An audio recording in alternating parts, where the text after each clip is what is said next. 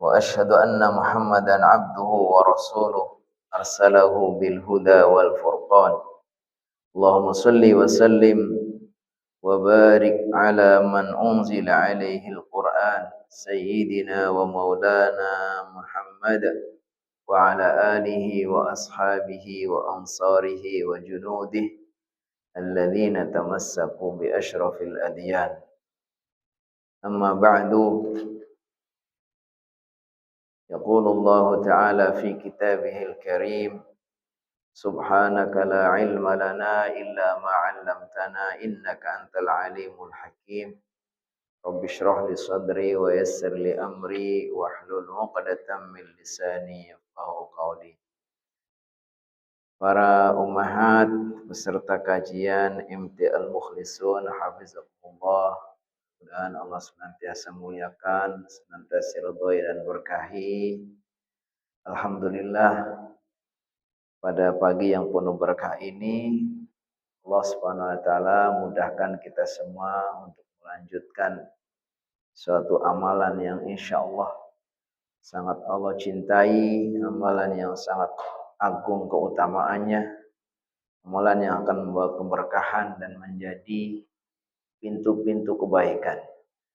Karena kita akan bersama-sama melanjutkan pengajian kita, kajian kita, yaitu mengkaji ayat-ayat Al-Quran, merupakan firman Allah Subhanahu wa taala.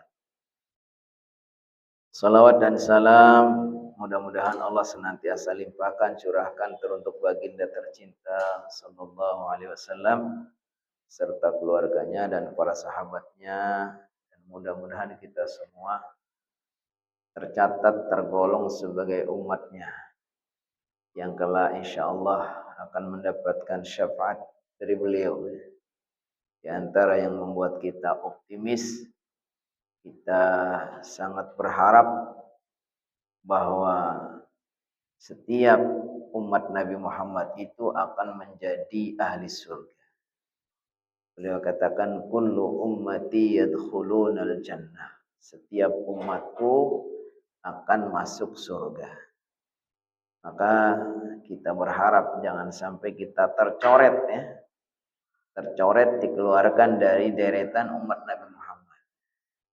Tapi kita selalu berusaha untuk menjadi umat beliau dengan segala kekurangan, kekhilafan, dan mungkin dosa yang banyak. Tetapi insya Allah dengan sebagai umat Nabi Muhammad SAW, kelak kita akan mendapatkan syafaat dari beliau. Amin.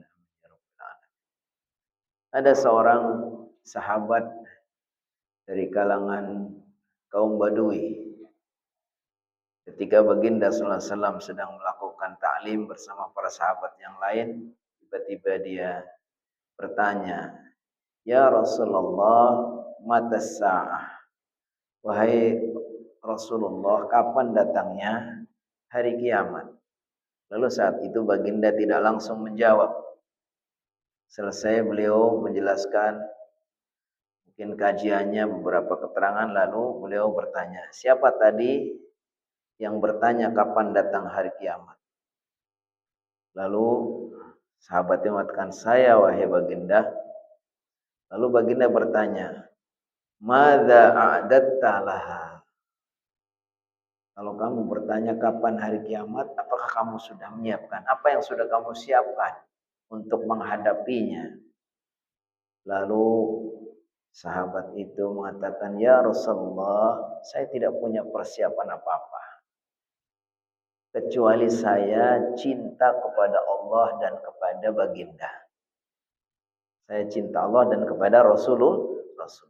Lalu baginda mengatakan, "Anta ma'aman ahbabta." Kelak engkau akan bersama orang yang engkau cintai. Kata sahabat Anas yang mendengarkan peristiwa itu, yang melihat langsung peristiwa itu, dan beliau juga yang menceritakan hadis, bahwa beliau tidak pernah merasakan gembira yang seperti saat itu.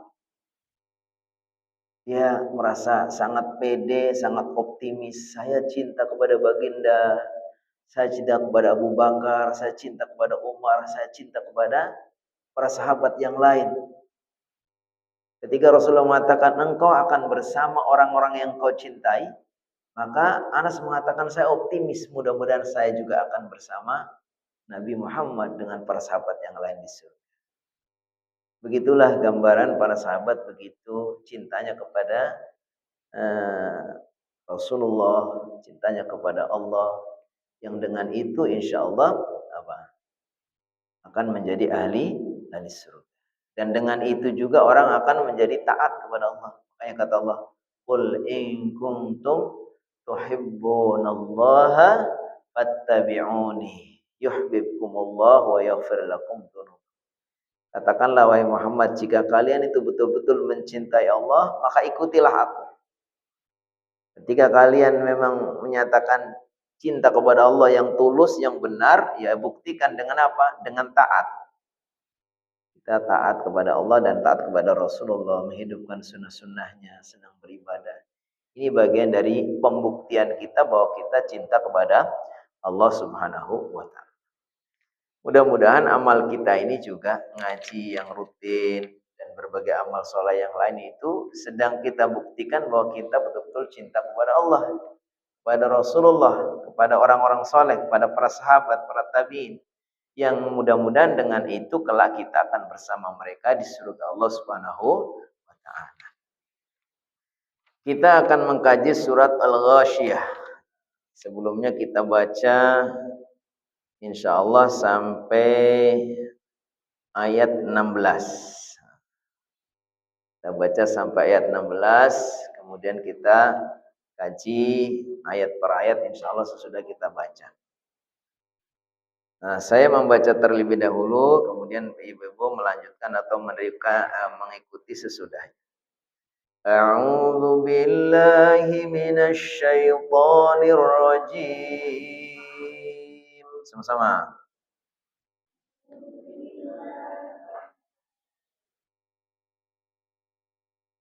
Bismillahirrahmanirrahim.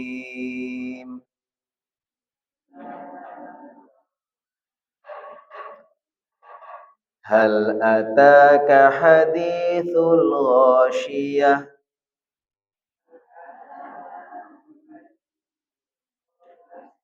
Wujuhun yawma idzin khashi'ah.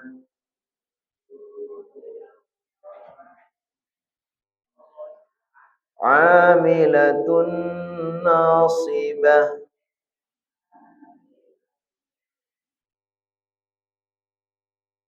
Tasla naran hamiyah. Tusqa min 'ainin aniyah.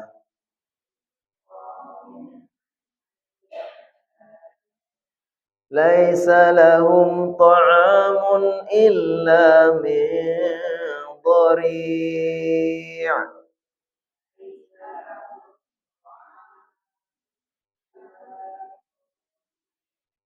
La yusminu wa la yughni min ju'.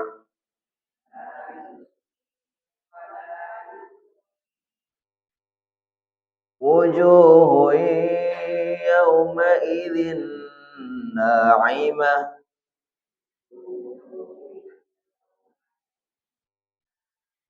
Li sa'yiha radiyah. Fi jannatin 'aliyah. Fi jannatin 'aliyah. La tasma'u fiha laghiyah. Fiha 'ainun jariyah. Fiha sururun marfu'ah. Wa akwabun mawdu'ah. Wa wa namariqu masfufah wa zarabiyyu mabthuthah. Mudah-mudahan Allah Subhanahu wa taala berikan keberkahan, keutamaan, pahala dari setiap huruf. Janji Rasulullah SAW, man qara'a harfan min kitabillah, siapa yang membaca satu huruf saja dari kitab Allah, maka Allah akan berikan kebaikan. Kebaikan itu dilipat gandakan 10 kali. Kata baginda, saya tidak mengatakan bahwa alif lam mim itu satu huruf, tapi alif lam mim itu 3 huruf. Masya Allah, jadi keberkahan luar biasa.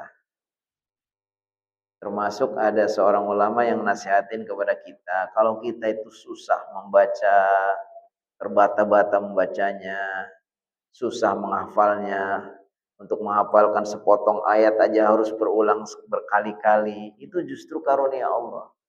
Karena justru ketika kita ini berusaha untuk terus mengulang-ulang, berusaha untuk membetulkan bacaan, itulah setiap kebaikan itu. Setiap kita upaya itu ada kebaikan-kebaikan. Jadi makanya ada hadis ya, Rasulullah mengatakan al-mahiru bil Quran ma'as safaratil kiramil barar. Orang yang pinter membaca Al-Quran, jago bacanya, udah lancar, udah bagus, Allah muliakan, Allah tinggikan mereka setara dengan para malaikat. Walladzi yaqra'ul Qur'an wa yata'ta'u fi wa wasyaqun alaihi. Orang yang membaca Al-Qur'an terbata-bata dan kesulitan ketika membacanya, maka Allah berikan 2 kebaikan. Kebaikan karena dia terus membaca, kebaikan karena dia itu berusaha dengan kesulitan, maka Allah SWT berikan 2 pahala. Pahala membacanya dan pahala susah payahnya untuk terus berusaha membaca. Ya biasanya kan gitu kita ya, namanya kita bukan orang Arab ya, kadang nggak fasih, apalagi yang belajarnya kadang agak telat juga dari kecil, yang waktu masih lancar-lancarnya gitu, masih canggih kalau masih muda kan, lidah-lidahnya, bibirnya itu masih gampang diolah ya, jari jemarinya pun lincah ya, anak-anak sekarang kan gitu ya. Tapi kalau sudah berumur ya agak susah. Tapi justru nggak usah khawatir. Justru dengan kesulitan inilah Allah SWT janjikan banyak kebaikan. Kebaikan mau berusaha, kebaikan mau membaca dan terus belajar. Makanya kita pelajari surat-surat pendek dengan harapan ya kita supaya ya sering kita dengar, sering kita ulang-ulang. Khususnya kalau lagi sholat supaya kita bisa menikmati ya kan. Kan imam suka membaca surat Al-A'la, Al-Ghasyiyah, apalagi surat-surat pendek kan sering kita dengarkan. Nah, kalau kita sudah kaji tafsirnya, minimal kita bisa meresapi, menghayati. Nikmat gitu kan. Hal ataka haditsul, apa itu? Kita harus sambil nikmat. Baik. Suratul Ghasyiyah, surat Al-Ghasyiyah itu bisa juga disebut dengan surat Al-Ataka. Hal ataka hadisul Ghasyiyah, atau disebut surat Al-Ghasyiyah. Nah, jadi sering surat itu diberi nama, ambil bagian dari potongan ayat di dalamnya, atau dia memang di awal surat itu bacaannya apa. Surat Qul ya ayyuhal kafirun boleh, surat Qul huwallahu ahad boleh, surat Qul a'udzu birabbin nas boleh, surat Tabbat Yada boleh. Karena memang banyak para ulama menyebutkan nama surat itu dengan menyebutkan awal ayatnya. Tapi biasanya ada satu kata yang diambil dari di dalamnya itu untuk sebagai nama. Kecuali surat apa? Surat nggak tahu. Al-Fatihah. Nah, termasuk Al-Fatihah juga itu nggak ada nama, kata-kata Al-Fatihah nggak ada di dalamnya. Ada satu lagi yang terkenal namanya surat Al-Ikhlas. Surat Al-Ikhlas itu nggak ada bunyi Al-Ikhlas. Qul huwallahu ahad, Allahu samad, sampai selesai nggak ada kata-kata Al-Ikhlas ya kan. tapi dinamai Al-Ikhlas. Kata orang itu pelajaran, kalau orang ikhlas itu begitu. Orang ikhlas itu kalau dia berinfak disebut atau tidak nggak apa-apa gitu kan. Kayak surat Al-Ikhlas, namanya Al-Ikhlas tapi nggak disebut di dalamnya, ya kan? Kalau orang infak, kalau yang ikhlas juga gitu. Dia walaupun infaknya gede nggak usah disebut. Dari ibunda ini, ada yang dari hamba Allah, ya sudah hamba Allah saja. Hamba Allah nomor sekian blok ya, itu namanya disebutin juga. Kan orang tahu ini rumah nomor ini siapa ya kan gitu ya. Jadi surat Al-Ghasyiyah bisa dinamai surat Hal Ataka. Baik. Surat ini termasuk surat-surat Makkiyah yang murni. Jadi Makkiyah murni itu maksudnya seluruh ayatnya yang berjumlah 26 ayat ini semua itu diturunkan di Mekah atau turunnya sebelum hijrah. Emang ada Ustaz yang sebagian di Mekah, sebagian di Madinah, atau sebagian sesudah hijrah, sebagian sebelum hijrah? Ada. Satu surat itu enggak murni. Ada bagian ayat-ayatnya yang turun sebelum hijrah, ada bagian lain turun sesudah hijrah. Tapi kalau surat Al-Ghasyiyah ini murni semua turunnya sebelum Nabi Muhammad hijrah. Urutannya kalau di mushaf itu urutan yang ke-88. Jadi 114 surat urutannya ke-88. Tapi urutan atau penulisan di dalam Al-Qur'an, dalam mushaf. Sementara turunnya ayat atau turunnya surat itu beda. Jadi kalau kita membaca Al-Qur'an ayat per ayat atau surat per surat itu urutan yang ada di situ tuh tidak sama dengan turunnya dari Allah kepada Nabi Muhammad. Umpamanya surat Al-Alaq ayat 1 sampai 5. Itu tidak ditempatkan paling dulu, padahal itu surat itu turunnya paling awal. Dan dari surat Al-Alaq ini enggak semuanya dalam satu waktu diturunkan. Turunkan 5 ayat dulu gitu. Jadi surat ini urutannya ke-88, sementara kalau dari sisi turunnya itu urutan ke-67. Jadi 67 urutan turunnya dari Allah kepada Nabi Muhammad itu pada urutan ke-67 sesudah surat Az-Zariyat, sebelum surat Al-Kahfi. Jadi berbeda antara tertib atau urutan turun dengan urutan penulisan di dalam mushaf. Surat Al-Ghasyiyah ini termasuk surat yang mendapatkan perhatian khusus oleh baginda Nabi Muhammad SAW. Karena beliau sering membacanya atau banyak-banyak membacanya ketika di perkumpulan banyak orang. Jadi bagi beliau ini perlu ada dibacakan surat ini ketika banyak orang. Karena beliau menginginkan supaya pesan-pesan yang terkandung di dalamnya itu didengarkan banyak orang. Contohnya apa? Ada yang sifatnya mingguan, yaitu dibaca ketika beliau sholat Jum'ah. Bacanya yang sering beliau surat Jum'ah itu surat Al-A'la sama surat Al-Ghasyiyah. Kemudian ada juga dibaca yang lebih banyak lagi kerumunannya, yaitu sholat Idul Adha dan Idul Fitri. Jadi ada 2 hari raya dalam Islam itu di mana di situ berkumpul sekian banyak orang. Bahkan disunahkan kalau sedang Idul Adha Idul Fitri itu orang yang tidak lagi sholat pun ya nggak apa-apa ikut hadir ke lapangan ya, memakmurkan, merayakan. Karena di situ kerumunan orang banyak. Tapi baginda sallallahu alaihi wasallam itu dalam Idul Adha dan Idul Fitri itu sering membaca surat ini, Al-A'la dan Al-Ghasyiyah. Ini artinya beliau punya pesan khusus bahwa surat ini perlu diperdengarkan kepada khalayak ramai. karena pesan-pesannya yang begitu penting. Kemudian Nu'man bin Bashir, sahabat yang lain meriwayatkan bahwa Rasulullah SAW juga membacanya, kana yaqra'u hadhihi surah ma'a suratil jum'ah fi salatil jum'ah.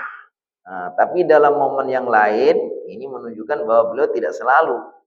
Ada dalam momen yang lain, sahabat meriwayatkan beliau membaca surat Al-Ghasyiyah digabung dengan surat Al-Jum'ah. Kalau biasanya Al-A'la sama Al-Ghasyiyah. Kali ini sama surat Al-Jum'ah. Yusabbihu lillahi ma fis samawati wa ma fil ardil malikil quddusil azizil hakim. Selesai surat Al-Jum'ah. Kemudian nanti surat Al-Ghasyiyah. Intinya ini surat ini termasuk kategori surat yang sedang. Jadi kalau kita membaca surat-surat pendek itu bisa dibagi dua. Bisa dibagi tiga. Ada yang tiwalul mufassal, ayat-ayat yang surat yang ayatnya panjang. Kayak surat mungkin Ar-Rahman, Al-Muluk gitu kan. Apalagi ya Al-Mujadilah itu kan lumayan, yang panjang-panjangnya lumayan. Termasuk kategori surat pendek tapi lumayan banyak. Kemudian ada yang sedang kayak ini kayak Al-Ghasyiyah, Al-A'la itu kan. Kemudian Al-Fajr, nah itu sedang. Ada yang lebih pendek lagi, itu kayak Al-Ikhlas, Al-Kafirun, apa lagi? Al-Lahab, Al-Asr. Nah, yang pendek banget lagi tiga kan? Al-Asr, Al-Kautsar, apa lagi? An-Nasr. Idza jaa nasrullah, terus wal asri, kemudian apa lagi? Satu lagi, inna a'tainal kautsar. Ini yang paling pendek. Jadi kalau kita kelompokkan itu ada yang panjang-panjang, ada yang sedang, ada yang pendek-pendek. Kalau ini termasuk kategori sedang. Biasanya bacaan-bacaan yang sedang ini baginda baca kapan? Ketika sholat isya, ya kan? Ketika ya kayak di Jumatan. Nah, kalau subuh yang panjang. Subuh itu karena kita habis istirahat, habis tidur kan ya. Seger, kemudian kita juga rakaatnya pendek, jadi suratnya panjang. Sambil sekaligus nunggu, takut ada yang telat, ya kan? Kan orang mau bangun subuh itu kadang berat tuh. Udah denger udah nyalain alarm juga, alarmnya bunyi malah dipites gini. Udah malah ngebangun, ya kan? Berat itu mau bangun. Nah, makanya kalau sholat subuh itu biasanya di masjid-masjid itu nunggu antara dia adzan dengan iqamah biasanya agak panjang. Kalau yang lain kan mungkin 5 atau 7 menit lah dari adzan sampai qomat itu ya. Karena buru-buru kan, apalagi kalau zuhur atau asar kan buru-buru dia mau pulang, mau kerja gitu ya, jangan lama-lama nunggunya, ya kan? Tapi kalau subuh diperpanjang. Cuman persoalan kalau untuk orang Indonesia itu subuh kepanjangan juga banyak yang protes. Kan orang Indonesia kan? Karena jam kerjanya itu jam 7 atau jam 8, sementara kantornya di Jakarta macet gitu kan. Nah, akhirnya tetap aja gelisah banget itu. Udah nunggunya lama, imamnya bacanya lama lagi, udah deh. Akhirnya malah nggak berjamaah itu kan, sayang gitu kan. Makanya kalau bisa diatur itu. Ada yang mengatakan di Indonesia itu subuhnya terlalu cepat. Ada yang mengatakan seperti itu. Memang kalau kita ngelihat di negara-negara lain, ke Malaysia atau ke Arab Saudi itu subuhnya itu udah agak terang gitu, lama gitu. Belum lagi nunggu qomatnya itu lama gitu. Kalau di Indonesia itu memang udah biasa, subuhnya udah cepet, nunggunya juga nggak cepet, kemudian segera berangkat ya. Bahkan ada yang nggak sabar untuk berjamaah sholat subuh, udah berangkat aja deh. Ya, jadi ini termasuk surat-surat yang sedang. Kandungan dari surat ini secara umum ini ada beberapa penggalan tema ya. Tema yang pertama membahas tentang bagaimana kondisi orang kafir. Bagaimana nasib orang kafir ini, orang-orang yang auzubillahi min dzalik ya, akhirnya menjadi para penghuni neraka ya kan. Nah, nanti setelah itu dijelaskan penggalan berikutnya Membahas tentang nasib orang-orang, Masya Allah, kemuliaan orang-orang beriman, orang-orang beriman yang akan menjadi ahli surga, ya kan? Terus berikutnya juga disinggung tentang bagaimana agar kita memperhatikan kekuasaan Allah Subhanahu wa taala. Kehebatan Allah Subhanahu wa taala, afala yanzuruna ilal ibili kaifa khuliqat. Bukankah mereka memperhatikan bagaimana Allah menjadikan onta, kemudian memperhatikan kepada langit, kepada bumi, kepada gunung-gunung. Nah, ini semua mengajak kita untuk berpikir, bertafakur akan keagungan dan kemuliaan dan kehebatan Allah Subhanahu wa taala, yang ujung-ujungnya kita harus tunduk, bahwa semua itu harusnya membuat kita sadar kita ini hamba yang tidak berdaya, kita semuanya untuk beribadah kepada Allah.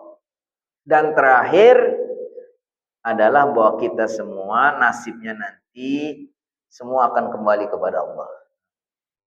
Makanya dalam ayat yang terakhir itu Allah berfirman, inna ilaina iyabahum thumma inna alaina hisabahum. Semuanya itu nanti akan kembali kepada Allah dan semuanya akan dihitung, akan diperhitungkan.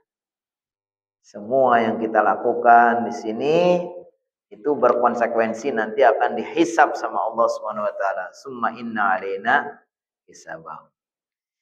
Kita mulai dari ayat pertama. Bismillahirrahmanirrahim. Hal ataka hadithul ghasyiyah. Hal ataka, adakah telah sampai kepadamu, telah datang kepadamu hadithul ghasyiyah, berita atau kabar tentang al-ghasyiyah. Jadi hal ataka, kanya ini ditujukan kepada Nabi Muhammad SAW. Wahai Muhammad, apakah telah datang kepadamu berita atau kabar tentang al-ghasyiyah?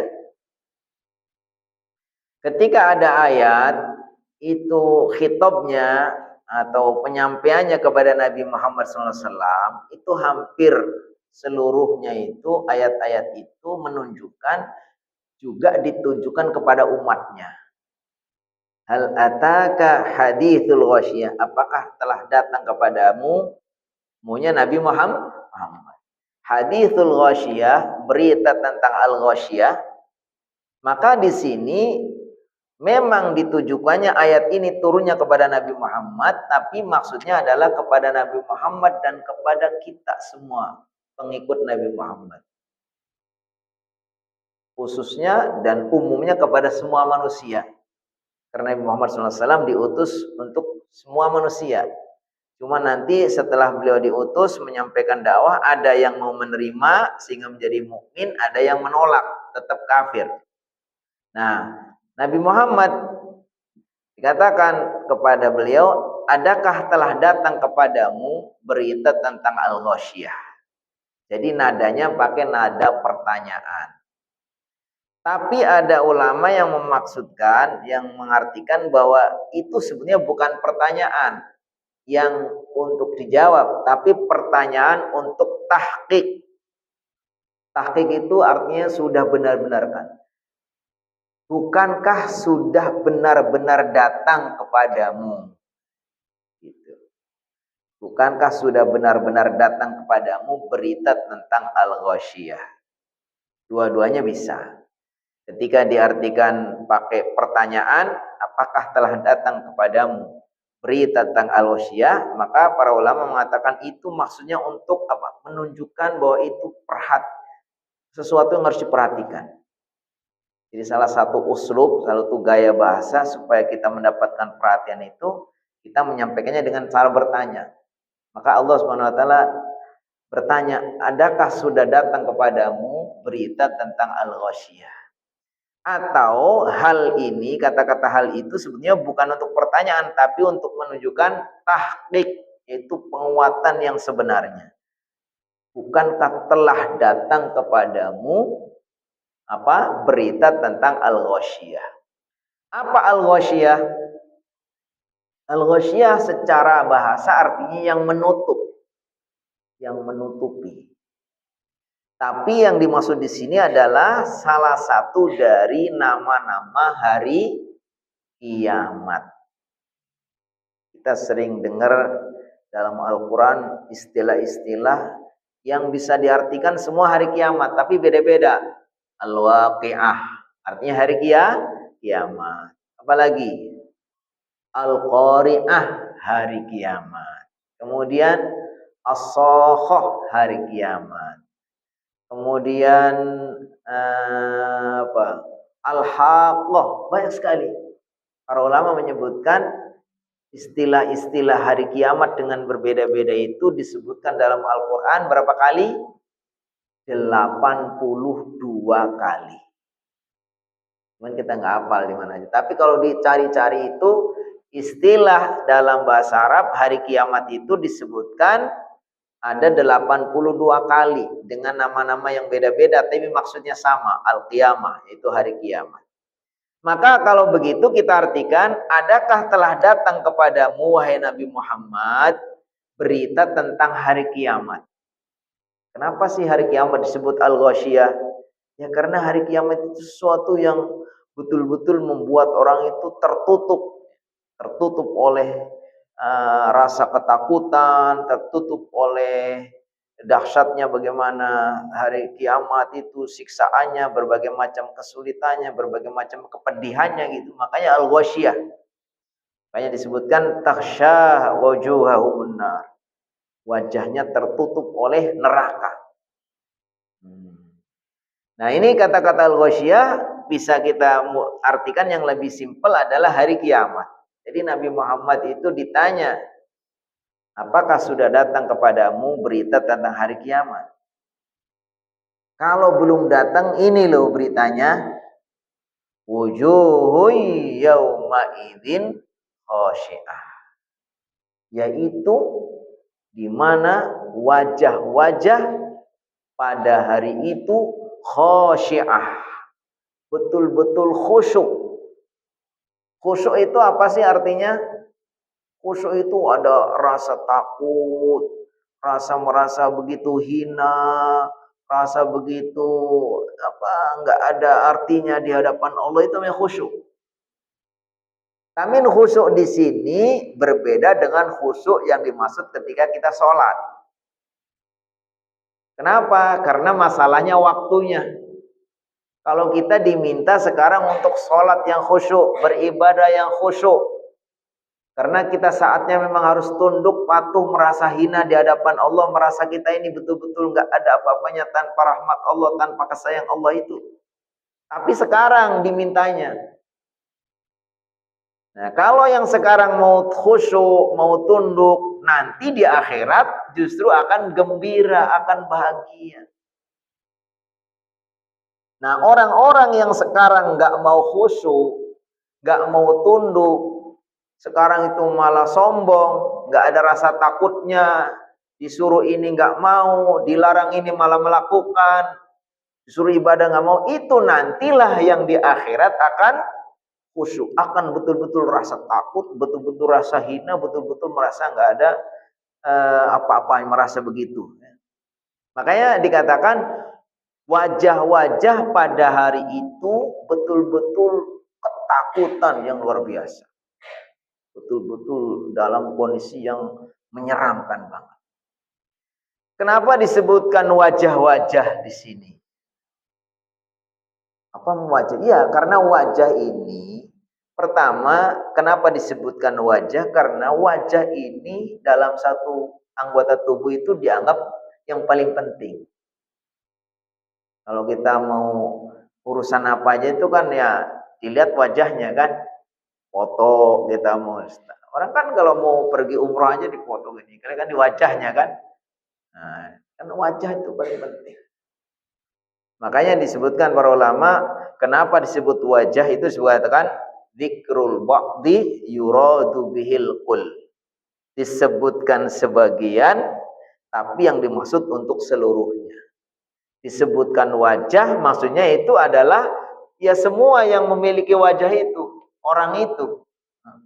Makanya kata Allah Subhanahu wa taala, kullu man 'alaiha fan wa yabqa wajhu rabbika dzul jalali wal ikram.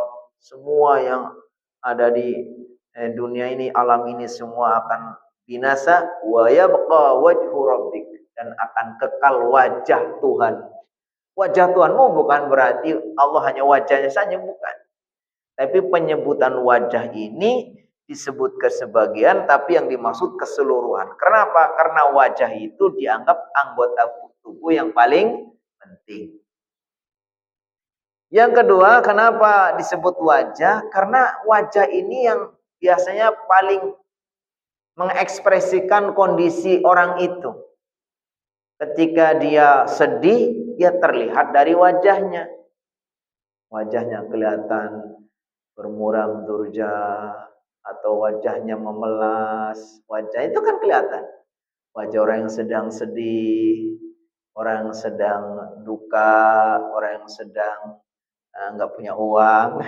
Kelihatan nggak? Wajah, wajah orang nggak punya uang kelihatan nggak? Kalau polisi itu pinter nebak loh. Polisi itu orang bohong atau enggak ngerti ya kan. Jadi dia belajari ilmu bagaimana membaca wajah. Ada ilmunya itu membaca wajah. Nah, kalau kita tahu ilmu membaca wajah, saya tahu ini orang ini ngomong itu bohong itu. Nah, polisi hanya tahu kan kalau ada orang itu melanggar itu. Kalau kita punya apa? SIM sama surat-surat lengkap itu naik motor ya. Nah, kita merasa aman aja, dia nggak akan di stop sama polisi itu, karena dia tahu ini wajahnya orang aman ini kan. Tapi begitu kita merasa, aduh, ini saya lupa nih nggak bawa dompet nih, SIM sama surat nggak saya bawa, nah, itu langsung kita berubah wajahnya, rasa takut sendiri, mau polisi, rit, minggir-minggir kan gitu. Iya, ya karena memang begitulah ya. Makanya Allah SWT sebutkan wajah sini untuk menggambarkan, karena wajah itu biasanya yang paling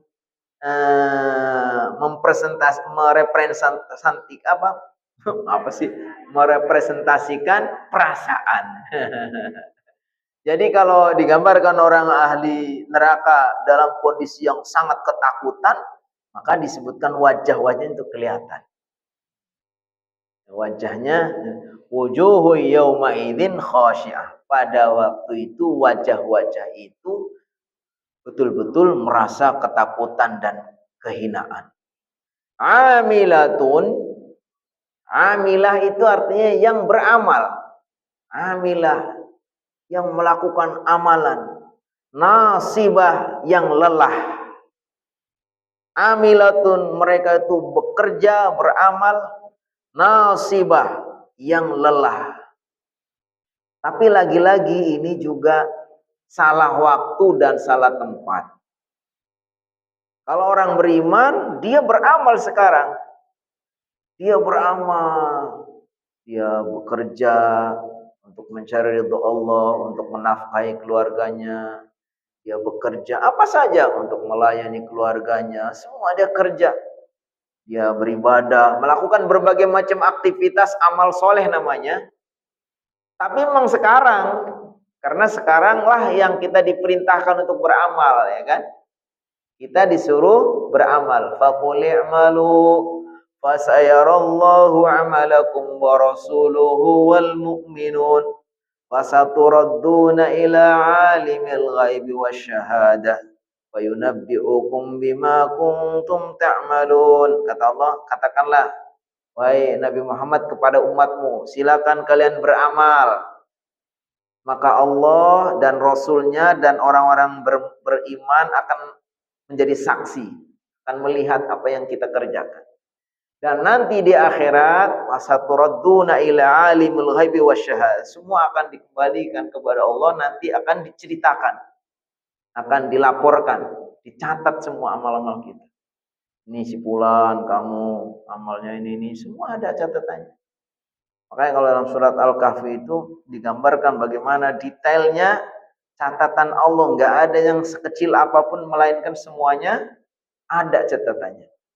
Kata Allah, "Ma li hadzal kitab la yughadiru saghiratan wala kabiratan illa ahsaha wa wajadu ma 'amilu hadira Wala yadhlimu rabbuka ahada. Surat Al-Kahfi. Ketika diperlihatkan catatan amal mereka itu keheran, terkagum-kagum. Mali hadzal kitab. Wah, ini kitab apa? Catatan apa ini? Tidak ada yang lewat sedikit pun, yang kecil, yang besar semua ada. Nah, jadi ini orang-orang kafir digambarkan dia beramal tapi salah tempat. Nasibah itu berlelah-lelah tapi salah tempat. Harusnya dia itu beramal dan berlelah-lelah sekarang. Karena di dunia inilah waktunya untuk beramal. Makanya kata Allah SWT,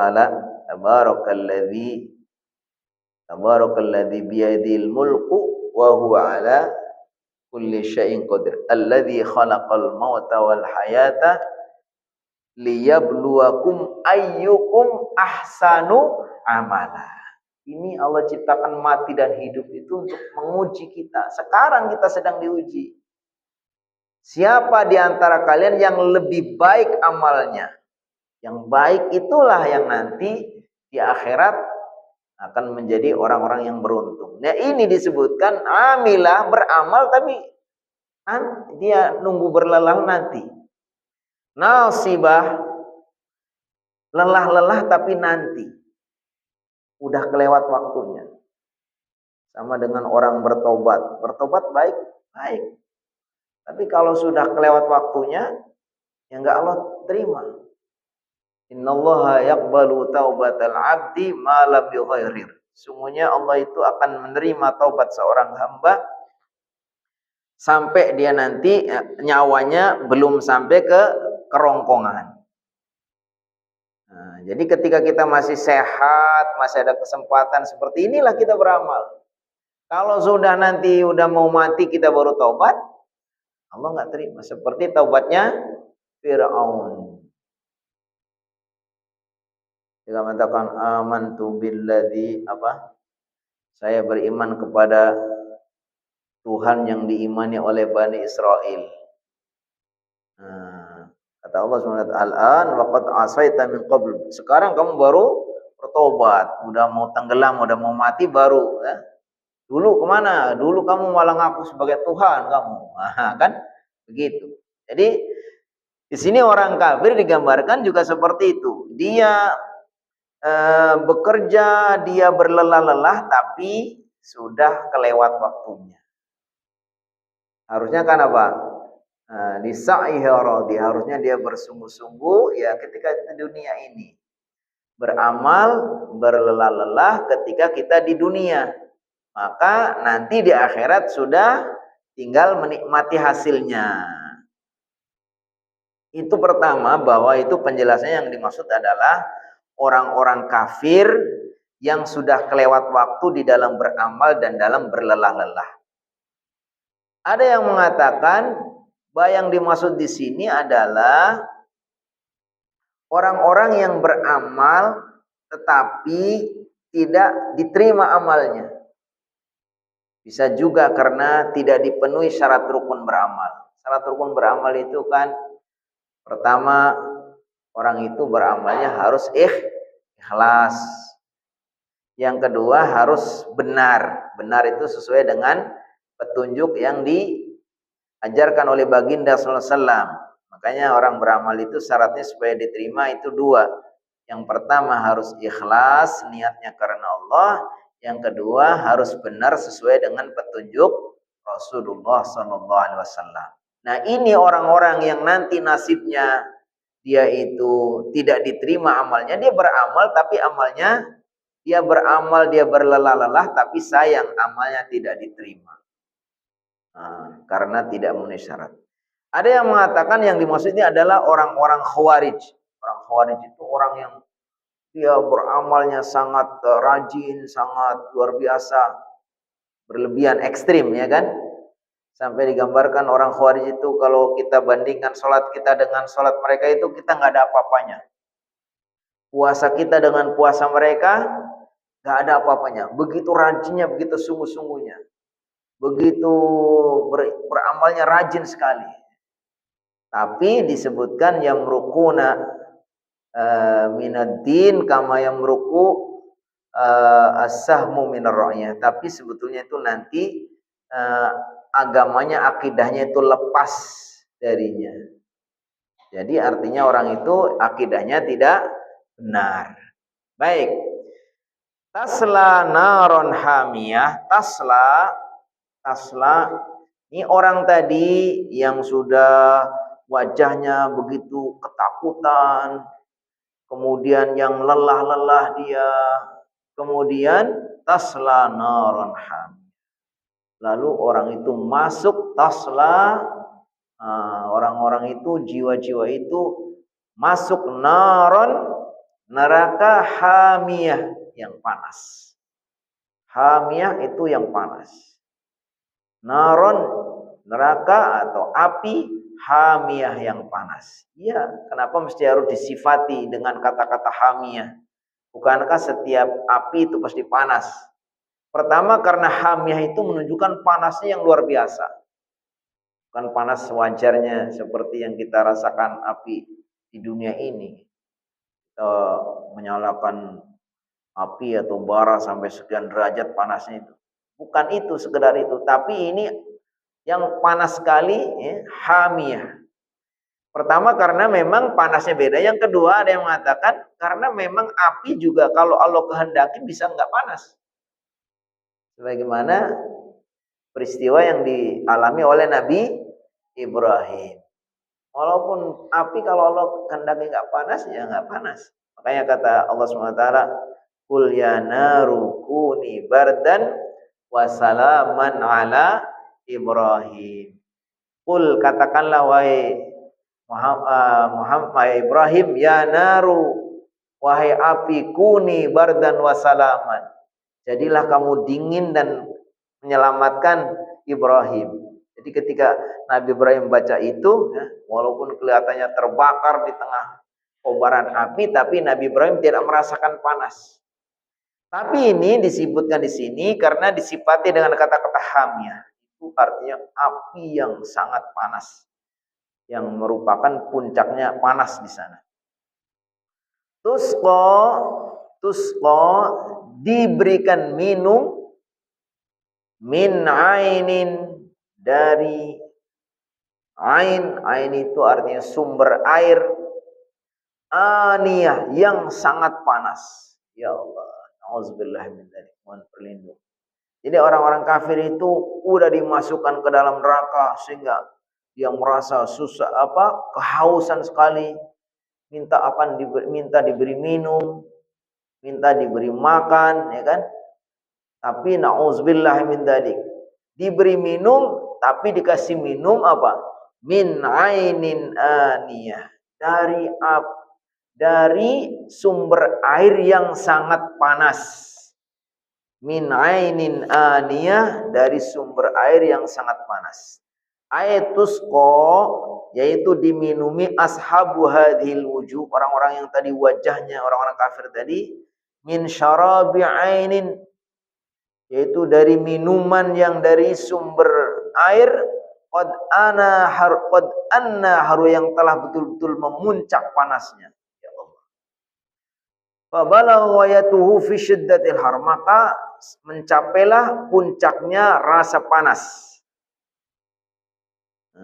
Jadi digambarkan bagaimana orang-orang kafir tadi ketika sudah dimasukkan neraka, lalu kepanasan sekali, lalu dia haus, minta diberi minum, lalu diminumin dengan air yang bersumber dari yang panas.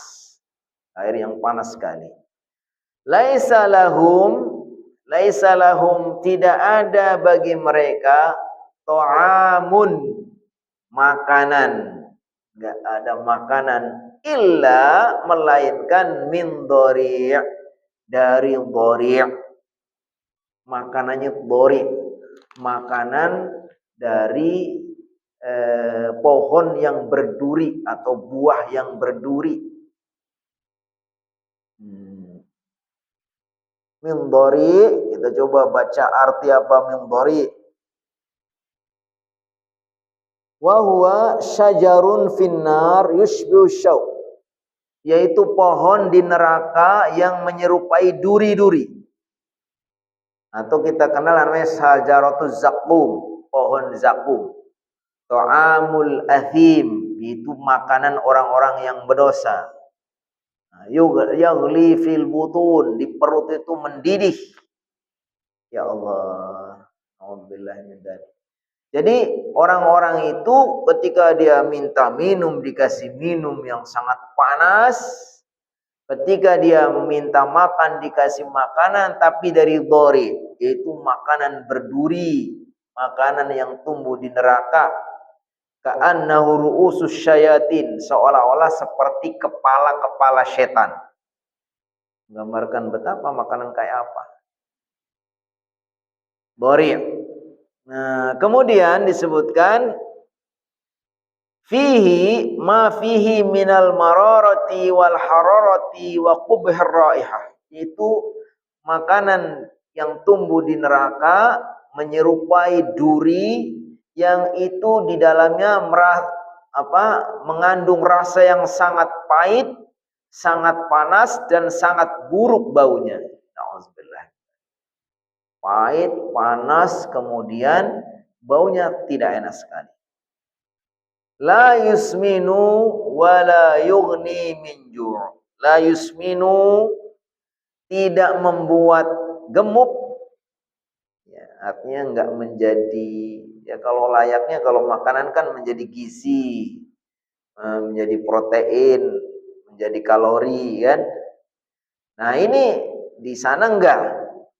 La yusminu, tidak membuat gemuk, wala yuhni min ju', dan tidak menyembuhkan atau tidak menghilangkan rasa lapar.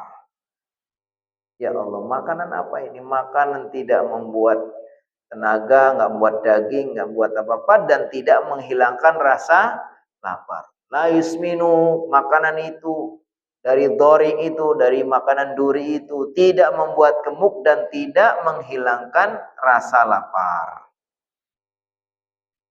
La yuhni min ju'. Nah, ini gambaran tentang orang-orang yang ada di neraka. Nah, sekarang kita balik berikutnya, gambaran sebaliknya. Ya Allah, mudah-mudahan kita jadikan orang golongan yang ini. Jangan sampai kita dijadikan golongan yang tadi. Ini penggalan berikutnya. Wujuhu yawma idzin na'imah.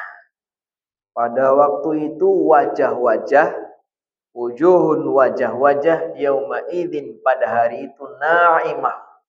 Betul-betul terasa nikmat. Maksudnya na'imah itu ya wajahnya itu berseri-seri, indah, cerah, yang menggambarkan dia dalam puncaknya kenikmatan.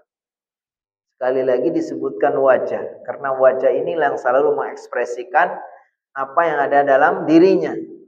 Ketika dia bahagia, maka akan tercermin wajahnya cerah, berseri-seri, senyum, ya kan? Bagus kelihatan, ya kan? Tapi ketika dalam kondisi sedih, duka, maka wajah akan terbatas juga, kelihatan muram, sedih, memelas, gitu ya. Ini di sini orang-orang beriman, wujuhun, pada waktu itu wajah-wajah, pada hari itu na'imah, penuh kenikmatan. Lisa'iha, kenapa mereka itu wajahnya ceria semua, gagah-gagah, cakep-cakep, cantik-cantik semua, wajahnya cerah semua? Lisa'iha, karena usaha mereka, usaha amal mereka, radiyah, yang ridho. Waktu di dunia, Masya Allah, sholatnya ikhlas ridho, ngajinya sholat ikhlas, ngajinya ikhlas ridho, sedekahnya ridho, semua dia lakukan, beramal itu semuanya karena Allah, kan? Karena orang itu ketika di dunia itu apa? Lisa'iha, karena upaya-upaya mereka di dunia radiyah ridho. Alangkah mulianya, indahnya kalau kita semua beramal semua karena ridho, karena Allah. Ridho itu Masya Allah puncak dari sifat yang ada di hati kita yang luar biasa, yang harus kita usahakan. Ridho, menerima ketentuan Allah. Kita melakukan apa saja dengan ridho. Kemudian fi jannatin aliyah, maka orang ini wajahnya berseri-seri karena dia dulu melakukan apa saja amal-amal soleh, ridho dan ikhlas karena Allah. Maka mereka fi jannatin aliyah, tempatnya ada di surga aliyah yang tinggi. Ya, surga yang tinggi ini, kata-kata tinggi itu untuk menyifati gambaran bahwa mulia. Sesuatu yang tinggi itu menggambarkan kemuliaan. Surga yang tinggi. Tinggi bisa juga artinya maksudnya adalah tinggi secara fisik, mungkin tempatnya di atas, atau juga nilainya yang tinggi. Gambarkan ya kan, orang-orang beriman itu akan ditempatkan di surga yang tinggi. La tasma'u, tidak mendengar, fiha, di dalam surga, laghiyah, perkataan-perkataan, ungkapan-ungkapan yang tidak berguna. Ya, semua yang dia dengar, semua yang dia sampai ke telinga dia itu adalah semua kenikmatan, enak-enak semua. Dan salah satu kenikmatan itu memang Allah berikan indera, ya, diantaranya pendengaran ya. Dengar itu kalau kita dengar ayat-ayatnya, apalagi kalau yang suaranya bagus, itu kenikmatan tersendiri. Pujian-pujian, terutama kalau orang nggak tahu ya, kalau orang perempuan katanya begitu. Orang perempuan itu kenikmatan yang, kelemahan yang paling tinggi itu ya, satu kenikmatan juga kelemahan adalah ada di kuping. Jadi kalau dia itu mendapatkan ungkapan-ungkapan, rayuan-rayuan, kata-kata yang indah itu bisa terbuai, ya kan? Maka beruntunglah kalau cowok itu pandai merayu, yang gombal itu kan. Nah, itu suka banyak orang perempuan itu kelemahannya sih. Nah, kata orang ya kan, memang begitu. Kalau laki-laki kelemahannya ada di mata. Kalau perempuan kelemahannya di telinga, kalau laki-laki ada di mata. Nah, ini kalau matanya cicilannya makanya itu kan ngeliatin gitu kan. Kalau orang laki-laki ngeliat yang indah-indah itu bisa tergoda. Kalau perempuan apa? Mendengarkan yang indah-indah bisa gampang tergoda. Nah, ini Allah Subhanahu wa taala di surga ini akan diperdengarkan kepada ahli surga itu semua yang masuk ke telinganya itu yang indah-indah semua. Dan itu orang bisa menikmati karena mendengarkan sesuatu yang indah. Bisa apa? La tasma'u fiha lahiyah, tidak mendengarkan di dalamnya lahiyah, sesuatu yang loho, yang tidak ada gunanya, yang tidak enak, yang sia-sia. Fiha, di dalam surga itu, ainun jariyah. Ainun itu artinya mata air, sumber mata air. Ain sebenarnya artinya mata, tapi di sini maksudnya adalah mata air. Jariyah, yang mengalir. Masya Allah, menggambarkan betapa di surga ini ya kan, ada sungai-sungai yang mengalir begitu jernih ya kan. Ada yang sungai berupa susu, ada yang madu, ada yang arak, khomer. Tapi khomernya khomer surga, bukan homer kita di Indonesia atau di dunia ya. Kalau homer kita di dunia minum kita mabuk gitu, nggak enak. Nah, justru dengan minum homer itu orang jadi mabuk ya kan. Tapi kalau di akhirat homer itu ladzatil syaribin. Homer di sana bukan homer yang memabuk. Dan semua yang disebutkan di dalam Al-Quran, dalam hadis, yang kemudian terbayang oleh kita itu sebetulnya itu hanya untuk menggambarkan saja. Hakikatnya itu tidak terjangkau oleh pikiran kita. Jadi kalau disebutkan nanti ada mata air yang mengalir itu tidak kemudian terbayang sama kita kalau melihat sungai Ciliwung atau apa gitu, enggak. Atau mana yang paling jernih kita pergi ke puncak, ada taman-taman yang indah lalu ngalir sungai yang begitu jernih, bukan itu. Karena kata Rasulullah SAW, fil jannati, di surga itu, ma la ainun ra'at, sesuatu yang belum pernah dilihat oleh mata. Wala udhunun sami'at, dan sesuatu yang belum pernah didengar oleh kuping. Wala khatara biqalbi basar, bahkan tidak terbersit oleh hati manusia. Jadi keindahan-keindahan di surga itu, ini yang disebutkan itu hanya untuk supaya kita bisa membayangkan. Tapi hakikatnya yang di surga itu jauh lebih baik dan tidak terbayangkan, seperti kita nggak bisa, karena belum pernah terlihat, belum pernah terdengar. Disebutkan fiha sururum marfu'ah. Fiha, di dalam surga, sururun, tempat-tempat tidur, sarir, jamaknya surur. Marfu'ah, yang ditinggikan. Tempat-tempat dipan-dipan, tempat-tempat tidur yang mungkin kalau sekarang kita cari tempat tidur yang paling elit di mana itu kan suka ada satu properti rumah yang harganya sekian miliar, itu pun tempat tidur yang paling bagus sesuai itu. Nah, itu nggak ada apa-apanya gitu. Nanti di akhirat itu justru Allah SWT sudah siapkan tempat-tempat tidur yang sangat mewah. Walaupun disebutkan di sini, ya kita bayangkan seperti mau kita pernah melihat tempat tidur yang paling mewah yang ada di dunia ini, mau ya tempatnya raja siapa atau itu akan lebih bagus. Nah, Allah Subhanahu wa taala sudah siapkan tempat-tempat tidur yang ditinggikan. Wa akwabun, dan gelas-gelas, kub itu gelas-gelas. Mungkin gelas-gelas yang paling mahal kali, yang diisi dengan minuman apa gitu, anggur atau apa. Kalau di dunia itu, kalau di akhirat ya minumannya beda lagi. Wa akwabun, dan kaas atau akwabun, dan gelas-gelas atau bejana-bejana maudhu'ah, yang diletakkan, udah disajikan, udah begitu tersiapkan dengan mungkin wadah yang sangat bagus ya, diletakkan, sudah disajikan. Wa namariqu, dan bantal-bantal masfufah, yang sudah dijajarkan, ditata bantal-bantalnya. Di tempat tidur ada bantal-bantalnya. Kayak apa ya? Kita ngeliatin yang di TV aja kelihatan itu kan ada, kan suka ada rumah mewah banget gitu. Rumahnya siapa gitu, raja ini atau pejabat ini atau artis yang paling kaya ini, kan suka ada itu kan. Itu aja kita udah pengen itu. Tapi nanti di akhirat kita jauh lebih itu. Insya Allah. Bantal-bantal yang tertata. Wazarabiyu, dan permadani-permadani mabfuthah, yang dihamparkan. Di permadaninya sudah terhampar ya, begitu indahnya, begitu mewahnya, begitu elitnya.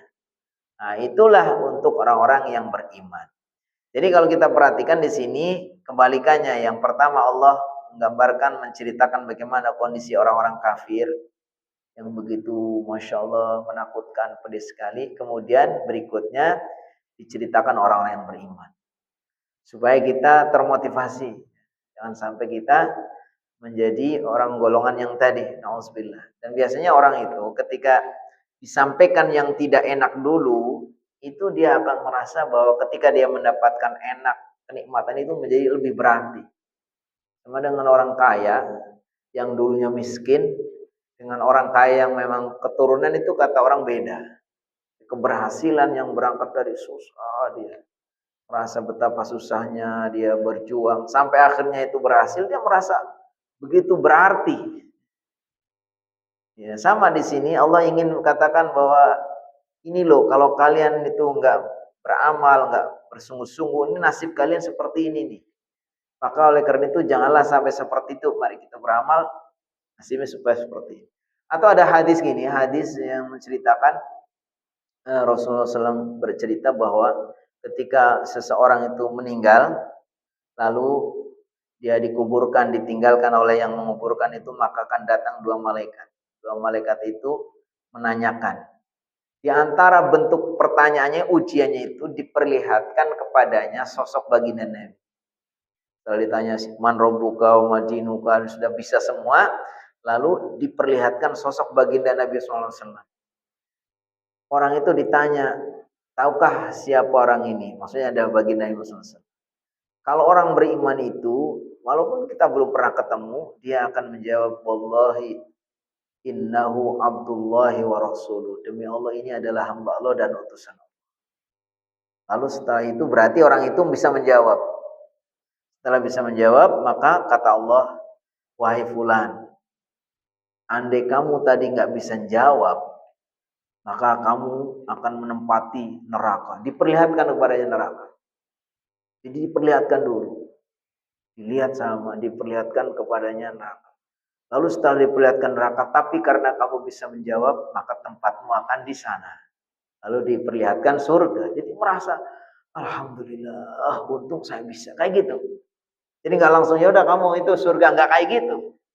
Sama dengan di sini. Di sini Allah perlihatkan bagaimana, ceritakan dulu bagaimana susahnya, pedihnya orang di neraka, supaya kita itu betul-betul jangan sampai menjadi ahli. Wallahu a'lam bishawab. Insyaallah kita cukupkan separuh dulu. Insyaallah pada pertemuan berikutnya kita lanjutkan separuh yang kedua. Apakah ada sesuatu atau langsung udah pinter semua atau gimana?